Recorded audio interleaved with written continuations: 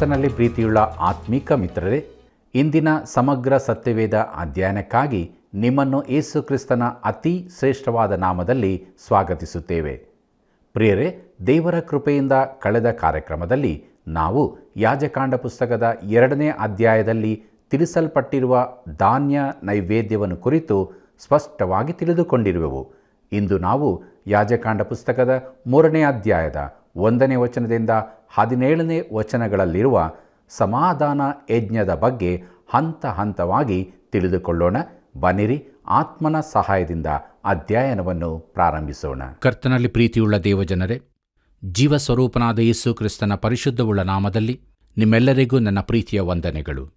ದೇವರ ಕೃಪೆಯಿಂದ ಯಾಜಕಾಂಡ ಪುಸ್ತಕದ ಮೊದಲಿನ 2 ಅಧ್ಯಾಯಗಳನ್ನು ಧ್ಯಾನಿಸಿ ಆತ್ಮಿಕ ಪ್ರಯೋಜನ ಹೊಂದಿಕೊಂಡೆವು. ಮುಂದುವರೆದು ನಮ್ಮ ಧ್ಯಾನದಲ್ಲಿ ಯಾಜಕಾಂಡ ಪುಸ್ತಕದ 3ನೇ ಅಧ್ಯಾಯದ ಧ್ಯಾನವನ್ನು ಪ್ರಾರಂಭಿಸೋಣ. ಈ 3ನೇ ಅಧ್ಯಾಯದ ಮುಖ್ಯ ಪ್ರಸ್ತಾಪ ತಂದೆಯಿಂದ ಯಜ್ಞಕ್ಕೆ ಆರಿಸುವಿಕೆ, ಹಿಂಡಿನಿಂದ ಆರಿಸುವಿಕೆ, ಆಡುಗಳಿಂದ ಆಯ್ಕೆ, ಸಮಾಧಾನ ಯಜ್ಞದ ನಿಯಮಗಳು ಎಂಬುದಾಗಿ. ಕರ್ತನಲ್ಲಿ ಪ್ರಿಯರೇ, ಈ ಸಮರ್ಪಣೆಯು ನಮ್ಮ ಕರ್ತನಾದ ಯೇಸು ಕ್ರಿಸ್ತನ ಮೂಲಕ ತಂದೆಯಾದ ದೇವರೊಂದಿಗೆ ವಿಶ್ವಾಸಿಗಳಿಗಿರುವ ಅನ್ಯೋನ್ಯತೆ ಸಂಬಂಧಗಳನ್ನು ತಿಳಿಸುತ್ತದೆ.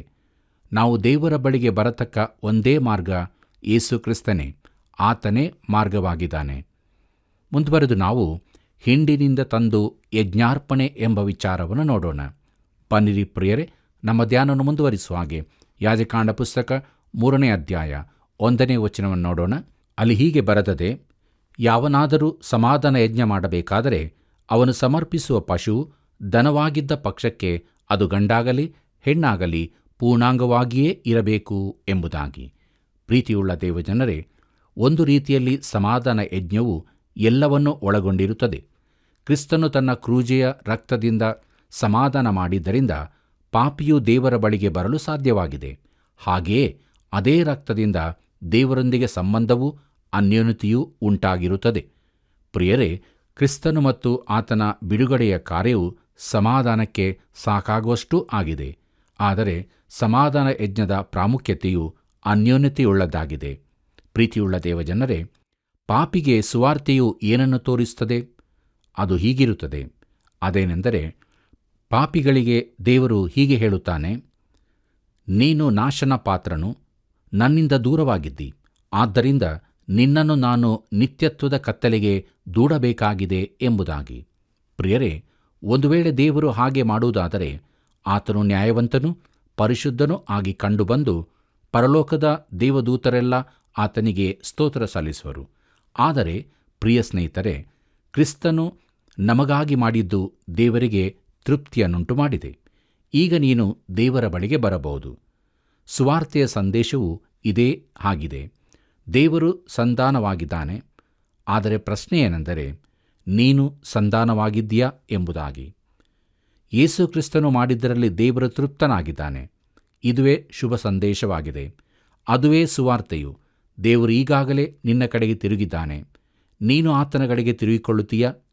ಕ್ರಿಸ್ತನು ಮಾಡಿದ ಕಾರ್ಯಗಳ ನಿಮಿತ್ತ ದೇವರು ನಿನ್ನನ್ನು ಸ್ವೀಕರಿಸುತ್ತಾನೆ. ನೀನು ಕ್ರಿಸ್ತನಲ್ಲಿ ಆತನು ಮಾಡಿದ ಕಾರ್ಯದಲ್ಲಿ ತೃಪ್ತನಾಗಿದ್ದೀಯೋ? ನೀನು ದೇವರ ಬಳಿಗೆ ಬಂದು ಆತನೊಂದಿಗೆ ಅನ್ಯೋನ್ಯತೆಯಲ್ಲಿರುತ್ತೀಯೋ? ನೀನು ಹೊಂದಬೇಕಾದ ಸಮಾಧಾನ ಇದೇ ಆಗಿದೆ. ಪ್ರೀತಿಯುಳ್ಳ ದೇವಜನರೇ, ಈ ಸತ್ಯವನ್ನು ನಾವು ಆದಷ್ಟು ಬೇಗನೆ ನಮ್ಮ ಜೀವಿತದಲ್ಲಿ ತಿಳಿದುಕೊಂಡವರಾಗಿ ದೇವರೊಂದಿಗೆ ಸಂಧಾನವಾಗಬೇಕು. ಕೃಪಾ ಸಮಯ ನಮ್ಮ ಮಧ್ಯೆ ಇದೆ. ಬನ್ನಿರಿ ಪ್ರೇರೆ, ಮುಂದುವರೆದು ನಾವು ನೋಡುವಾಗ ಸಮಾಧಾನ ಯಜ್ಞವು ಸರ್ವಾಂಗ ಹೋಮಕ್ಕಿಂತ ಅನೇಕ ವಿಚಾರಗಳಲ್ಲಿ ಭಿನ್ನವಾಗಿರುತ್ತದೆ. ಸರ್ವಾಂಗ ಹೋಮದಲ್ಲಿ ಒಂದು ಪ್ರಾಣಿಯನ್ನು ಮಾತ್ರ ಹೋಮ ಮಾಡಬಹುದಿತ್ತು. ಆದರೆ ಸಮಾಧಾನ ಯಜ್ಞಕ್ಕೆ ಗಂಡಾಗಲಿ ಹೆಣ್ಣಾಗಲಿ ಆಗಬಹುದಿತ್ತು. ಆದರೆ ಅದು ದೋಷವಿಲ್ಲದಾಗಿರಬೇಕಿತ್ತು. ಸರ್ವಾಂಗ ಹೋಮದಲ್ಲಿ ದೇವರು ಕ್ರಿಸ್ತನಲ್ಲಿ ಏನನ್ನು ಕಾಣುತ್ತಾನೆಂಬುದು ತಿಳಿಸಲ್ಪಡುತ್ತದೆ. ಆದರೆ ಸಮಾಧಾನ ಯಜ್ಞದಲ್ಲಿ ಯಜ್ಞ ಅರ್ಪಿಸುವವನು ಕ್ರಿಸ್ತನಲ್ಲಿ ಏನನ್ನಾದರೂ ಕಾಣುತ್ತಾನೆ. ಪ್ರಿಯರೇ, ಹೆಣ್ಣು ಪಶುವನ್ನು ಕೂಡ ಸಮರ್ಪಿಸಬಹುದಿತ್ತು. ಯಾಕಂದರೆ ಕ್ರಿಸ್ತನಲ್ಲಿ ಸಂತೋಷಿಸುವ ಯಜ್ಞ ಮಾಡುವವನ ಸಾಮರ್ಥ್ಯವೂ ಕಂಡುಬರುತ್ತದೆ. ದೇವರು ಕ್ರಿಸ್ತನಲ್ಲಿ ಕಾಣುವ ವಿಶೇಷತೆಯನ್ನು ಯಜ್ಞ ಮಾಡುವವನು ಕಾಣಲಾರನು. ಬನ್ನಿರಿ ಪ್ರೀತಿಯುಳ್ಳ ದೇವಜನರೇ, ಮುಂದುವರೆದು ನಮ್ಮ ಧ್ಯಾನದಲ್ಲಿ ಯಾಜಕಾಂಡ ಪುಸ್ತಕ 3ನೇ ಅಧ್ಯಾಯ 2ನೇ ವಚನವನ್ನು ನೋಡೋಣ. ಅಲ್ಲಿ ಹೀಗೆ ಬರೆದಿದೆ, ಅವನು ಅದನ್ನು ಯೆಹೋವನ ಸನ್ನಿಧಿಗೆ ತಂದು ಅದರ ತಲೆಯ ಮೇಲೆ ಕೈಯಿಟ್ಟು ದೇವದರ್ಶನ ಗುಡಾರದ ಬಾಗಲಲ್ಲಿ ವಧಿಸಬೇಕು.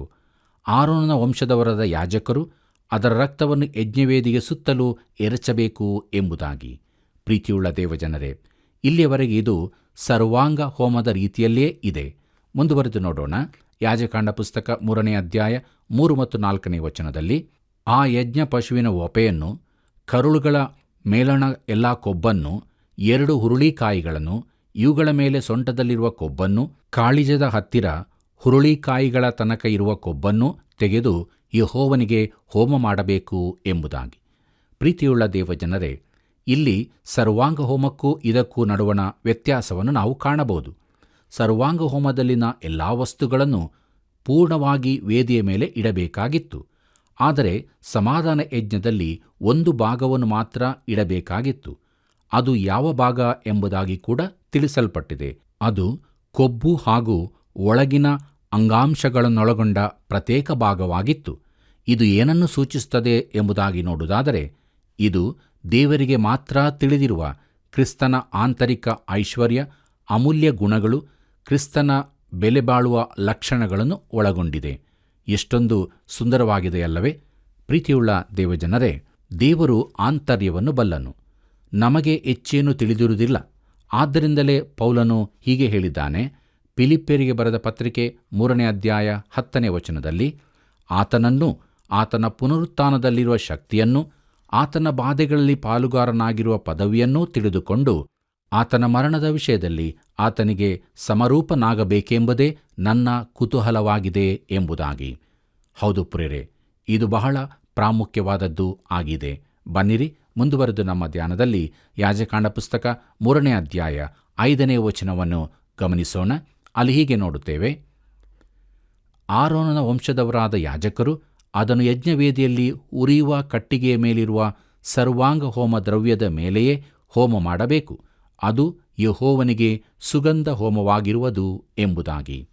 ಪ್ರೀತಿಯುಳ್ಳ ದೇವಜನರೇ, ಈ ಹೋಮವು ಬೆಂಕಿಯಿಂದ ಸುಡಲ್ಪಡುತ್ತದೆ. ಕ್ರಿಸ್ತನ ಪರಿಪೂರ್ಣ ಸಮರ್ಪಣೆ ಹಾಗೂ ಆತನ ಮಾನವಾತಾರದಲ್ಲಿನ ಪರಿಶೋಧನೆಗಳ ಹಿಂಸೆಗಳ ಕುರಿತಾಗಿ ಇದು ತಿಳಿಸುತ್ತದೆ. ಇದನ್ನು ಪ್ರತ್ಯೇಕವಾಗಿ ಅದು ಯೆಹೋವನಿಗೆ ಸುಗಂಧ ಹೋಮವಾಗಿರುವುದು ಎಂದು ಹೇಳಲಾಗಿದೆ. ಪ್ರಿಯರೇ, ಇಲ್ಲಿಯೂ ಕ್ರಿಸ್ತನ ವ್ಯಕ್ತಿತ್ವಕ್ಕೆ ಪ್ರಾಮುಖ್ಯತೆ ಕೊಡಲಾಗಿದೆ, ಹೊರತು ಆತನ ಕ್ರಿಯೆಗಳಿಗಲ್ಲ. ಆತನ ಪರಿಪೂರ್ಣ ಜೀವಿತ ಇಲ್ಲಿ ಕಂಡುಬರುತ್ತದೆ. ಪಾಪಿಗಳಿಗಾಗಿ ಆತನು ಹೊಂದಿದ ಮರಣವಲ್ಲ. ಜೀವಿತದಲ್ಲಿನ ಆತನ ಸಂಕಟಗಳು ಲೋಕದ ಪಾಪಗಳಿಗಾಗಿ ಅಲ್ಲ. ಕ್ರೂಜೆಯ ಮೇಲಿನ ಮೊದಲ 3 ತಾಸಿನಲ್ಲಿಯೂ ಆತನು ಮಾನವರಿಂದ ಹಿಂಸೆ ಹೊಂದಿದನು. ಕೊನೆಯ 3 ತಾಸಿನಲ್ಲಿ ಮಾತ್ರ ದೇವರ ಮಗನು ಸಮರ್ಪಣೆ ಮಾಡಲ್ಪಟ್ಟ ವೇದಿಕೆ ಸಿದ್ಧವಾಯಿತು.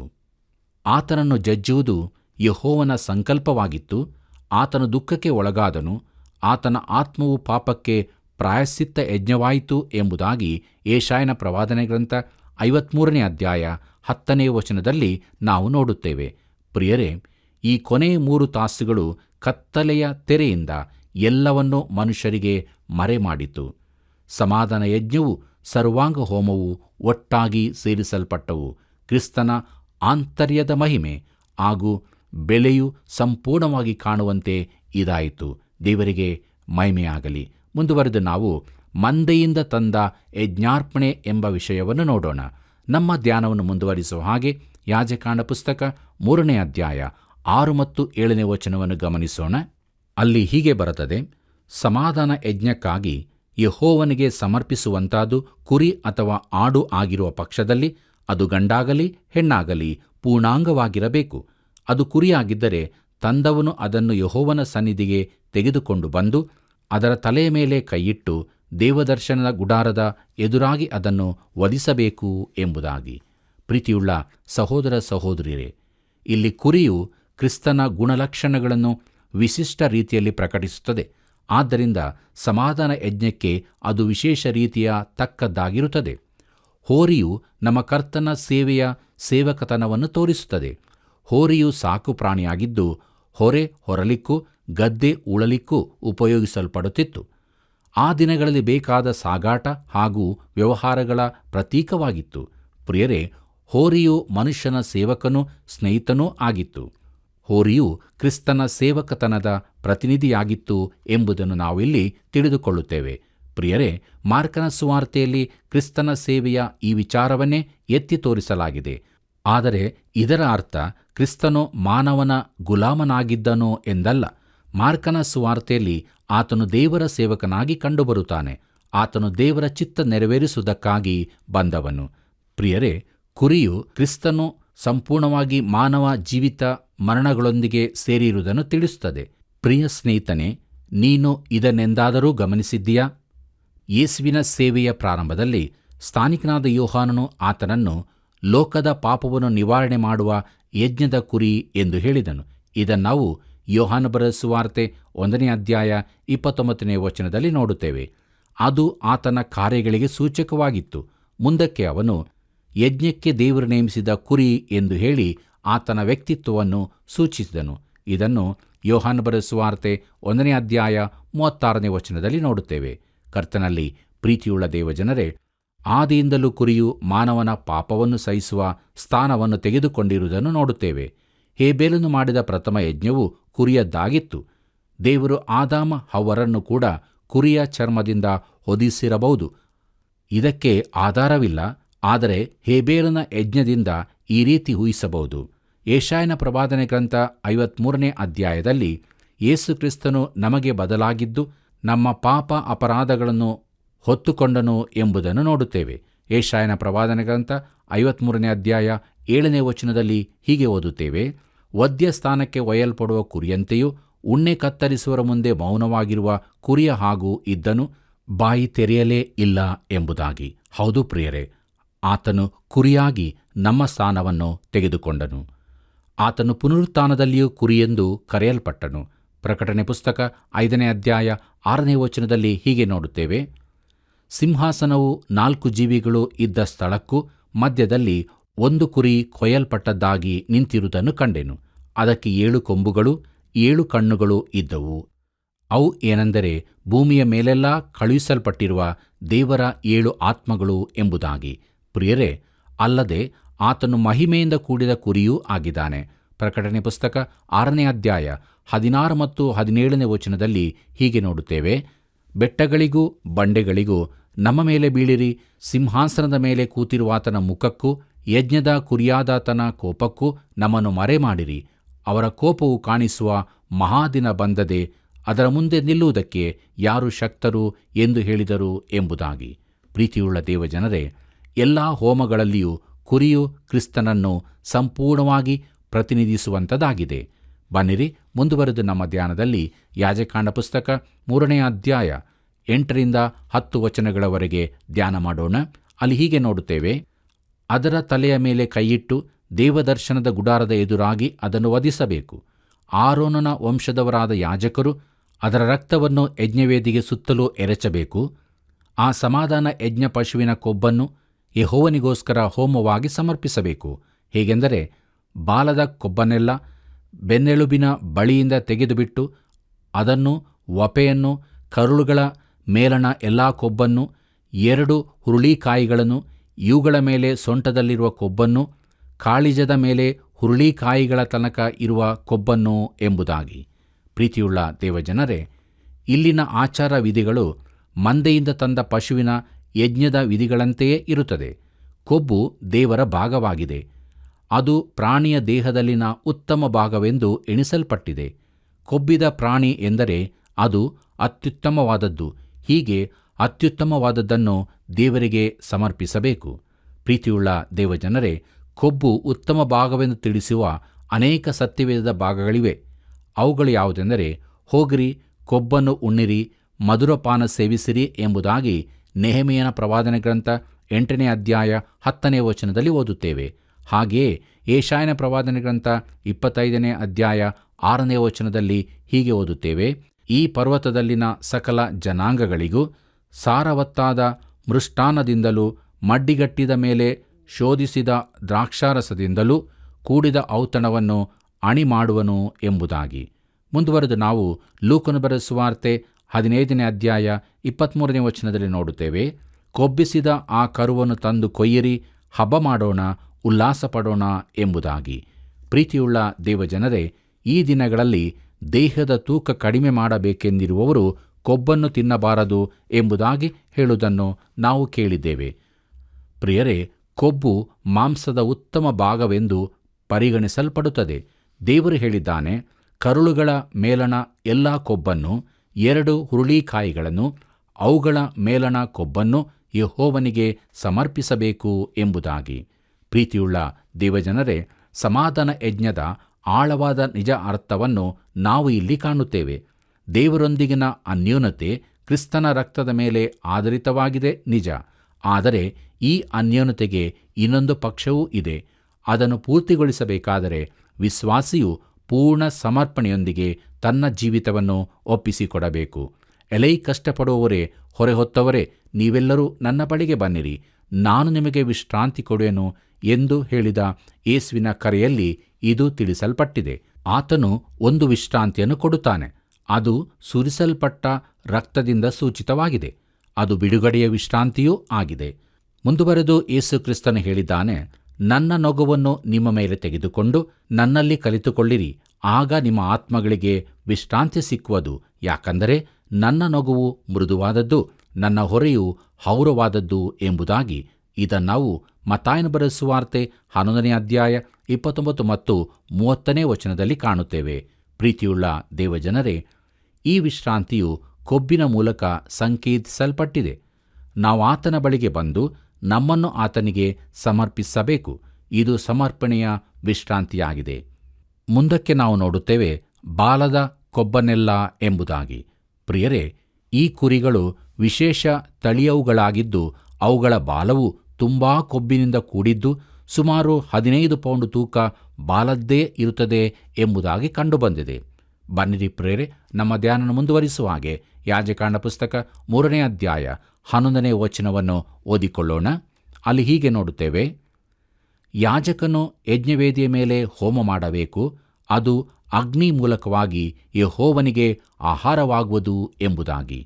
ಪ್ರೀತಿಯುಳ್ಳ ದೇವಜನರೇ, ಆಧುನಿಕ ಮಾನವನು ಯೋಚಿಸುವುದೇನೆಂದರೆ ತನ್ನ ಸ್ವಕ್ರಿಯೆಗಳಿಂದಾಗಿ ರಕ್ಷಣೆಯ ಔತಣವನ್ನು ಸಿದ್ಧಪಡಿಸಬಹುದೆಂದು, ದೇವರನ್ನು ಅದಕ್ಕಾಗಿ ಆಹ್ವಾನಿಸಬಹುದೆಂದು. ಪ್ರಿಯ ಸ್ನೇಹಿತನೇ, ಇದು ಸಂಪೂರ್ಣವಾಗಿ ದೇವರಲ್ಲದವುಗಳನ್ನು ಆರಾಧಿಸುವವರ ಯೋಚನೆಯಾಗಿದೆ. ದೇವರು ರಕ್ಷಣೆಯ ಔತಣವನ್ನು ಒದಗಿಸುತ್ತಾನೆ, ಅನ್ಯೋನ್ಯತೆಯ ಔತಣವನ್ನು ಸಿದ್ಧ ಮಾಡುತ್ತಾನೆ. ಪ್ರೀತಿಯುಳ್ಳ ದೇವಜನರೇ, ಮುಂದುವರೆದು ನಾವು ಆಡುಗಳಿಂದ ಯಜ್ಞಾರ್ಪಣೆ ಎಂಬ ವಿಚಾರವನ್ನು ನೋಡೋಣ. ನಮ್ಮ ಧ್ಯಾನವನ್ನು ಮುಂದುವರಿಸುವ ಹಾಗೆ ಯಾಜಕಾಂಡ ಪುಸ್ತಕ 3ನೇ ಅಧ್ಯಾಯ 12ನೇ ವಚನ ಹೀಗೆ ಹೇಳುತ್ತದೆ, ಸಮರ್ಪಿಸುವಂತಾದು ಆಡಾಗಿದ್ದರೆ ಅರ್ಪಿಸುವವನು ಅದನ್ನು ಯೆಹೋವನ ಸನ್ನಿಧಿಗೆ ತೆಗೆದುಕೊಂಡು ಬಂದು ಎಂಬುದಾಗಿ. ಪ್ರೀತಿಯುಳ್ಳ ದೇವಜನರೇ, ಸಮಾಧಾನ ಯಜ್ಞದಲ್ಲಿ ಇದು 3ನೆಯ ಹಾಗೂ ಕೊನೆಯ ರೀತಿಯದ್ದು. ಸಮಾಧಾನ ಯಜ್ಞದಲ್ಲಿ ಕ್ರಿಸ್ತನ ವಿವಿಧ ಲಕ್ಷಣಗಳನ್ನು ತಿಳಿಸುವುದಕ್ಕೆ ಈ 3 ವಿಧದ ಯಜ್ಞಗಳು ಅವಶ್ಯವಾದವುಗಳಾಗಿವೆ. ಪ್ರಿಯರೇ, ಮಾನವನ ಪಾಪವನ್ನು ತೆಗೆಯಲು ಕ್ರಿಸ್ತನು ಸಂಪೂರ್ಣ ಸಾಕಾದವನೆಂಬುದಾಗಿ ಆಡು ಸೂಚಿಸುತ್ತದೆ. ಪ್ರೀತಿಯುಳ್ಳ ದೇವಜನರೇ, ಆತನು ನಮಗಾಗಿ ಪಾಪವಾಗಿ ಮಾಡಲ್ಪಟ್ಟನು. ಅದು ಒಂದು ಆಕರ್ಷಕ ಮಾತು ಮಾತ್ರವಾಗಿರದೆ ನಿಜವಾದ ಸತ್ಯವೂ ಆಗಿದೆ.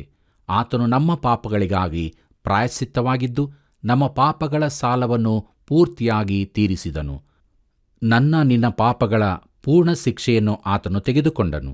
ಇದನ್ನು ಇಬ್ರಿಯರಿಗೆ ಬರೆದ ಪತ್ರಿಕೆ 10ನೇ ಅಧ್ಯಾಯ 6ನೇ ವಚನದಿಂದ 14ನೇ ವಚನದಲ್ಲಿ ವಿವರವಾಗಿ ತಿಳಿಸಲಾಗಿದೆ. ಅಲ್ಲಿ ಹೀಗೆ ನೋಡುತ್ತೇವೆ, ಸರ್ವಾಂಗ ಹೋಮಗಳಲ್ಲಿಯೂ ದೋಷ ಪರಿಹಾರಕ ಯಜ್ಞಗಳಲ್ಲಿಯೂ ನೀನು ಸಂತೋಷಪಡಲಿಲ್ಲ. ಆಗ ನಾನು, ಇಗೋ ದೇವರೇ, ನಿನ್ನ ಚಿತ್ತವನ್ನು ನೆರವೇರಿಸುವುದಕ್ಕೆ ಬಂದಿದ್ದೇನೆ, ಗ್ರಂಥದ ಸುರುಳಿಯಲ್ಲಿ ನನ್ನನ್ನು ಕುರಿತು ಬರೆದದೆ ಎಂದು ಹೇಳಿದೆನು ಅನ್ನುತ್ತಾನೆ.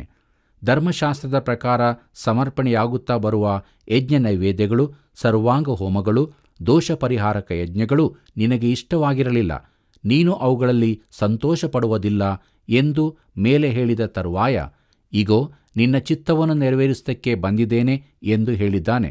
ಆತನು ಎರಡನೆಯದನ್ನು ಸ್ಥಾಪಿಸುವುದಕ್ಕಾಗಿ ಮೊದಲನೆಯದನ್ನು ತೆಗೆದು ಬಿಡುತ್ತಾನೆ.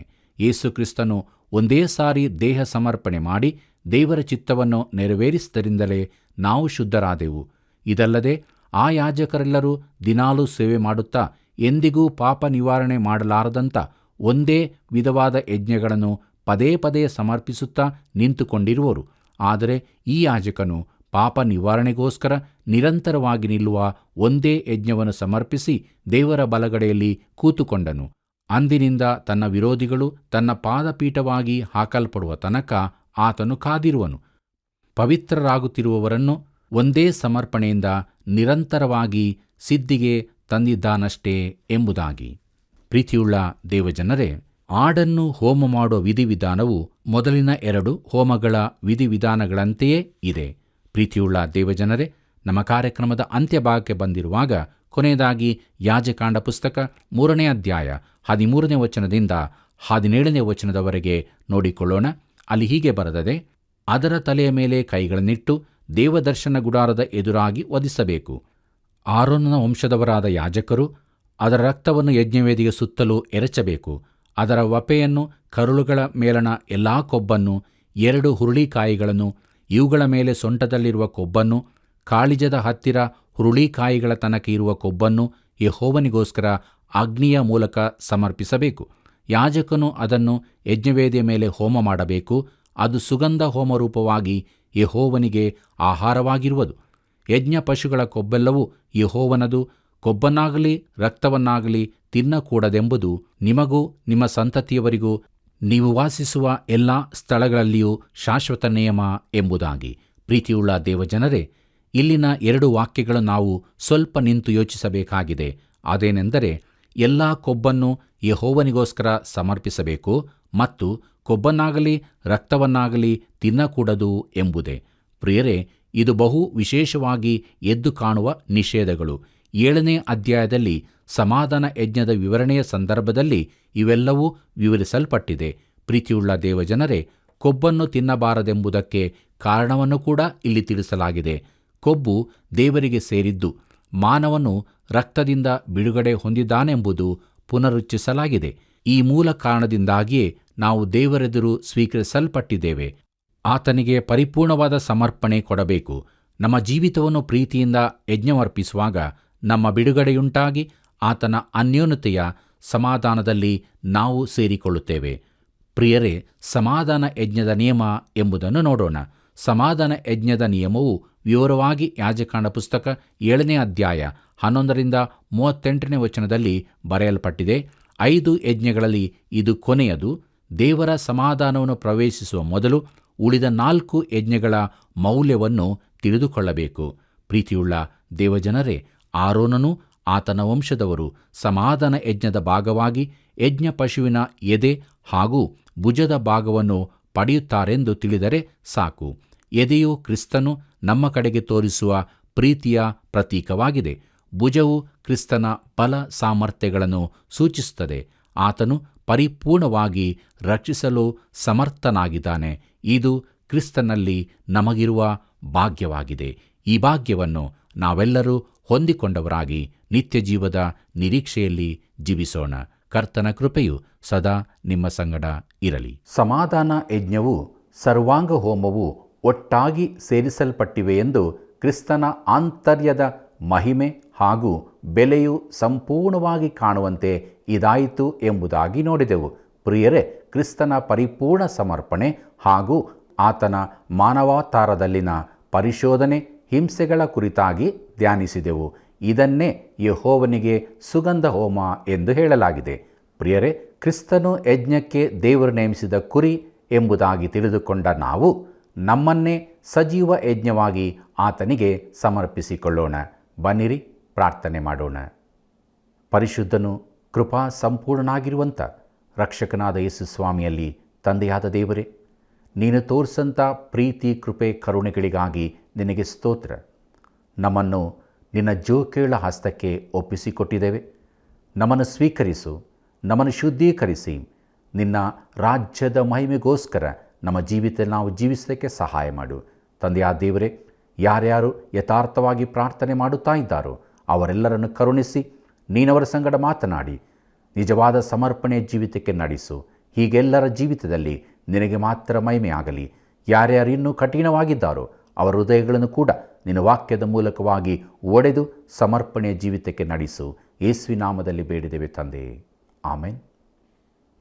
ಪ್ರಿಯರೇ, ಇಂದಿನ ಅಧ್ಯಯನದಲ್ಲಿ ನಾವು ತಿಳಿದುಕೊಂಡ ಆಳವಾದ ಸತ್ಯಗಳ ಬಗ್ಗೆ ಇನ್ನೂ ಹೆಚ್ಚಾಗಿ ತಿಳಿದುಕೊಳ್ಳಲು ಮತ್ತು ಇತರರು ಕೂಡ ಸತ್ಯದ ಪರಿಜ್ಞಾನಕ್ಕೆ ಬರಲು ಹಿಂದೆ ನಮಗೆ ಕರೆ ಮಾಡಿ ಈ ಸೇವೆಯಲ್ಲಿ ಕೈಜೋಡಿಸಿರಿ. ಕರ್ತನು ನಿಮ್ಮನ್ನು ಆಶೀರ್ವದಿಸಲಿ.